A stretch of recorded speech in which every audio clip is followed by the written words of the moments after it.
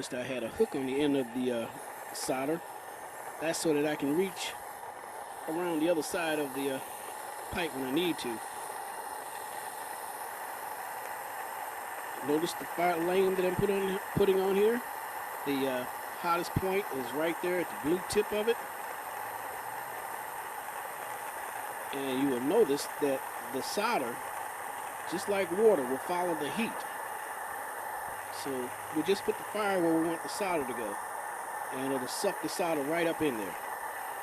We don't want the fire on the pipe, we want it on the fitting, so it'll suck the solder right up in there. Now you can see the solder starting to be drawn up into the fitting.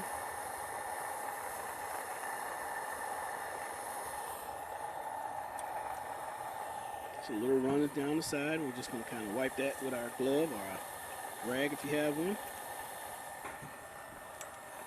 It's important that we try not to let it get down onto the threads. And what we're doing here is just kind of capping it off a little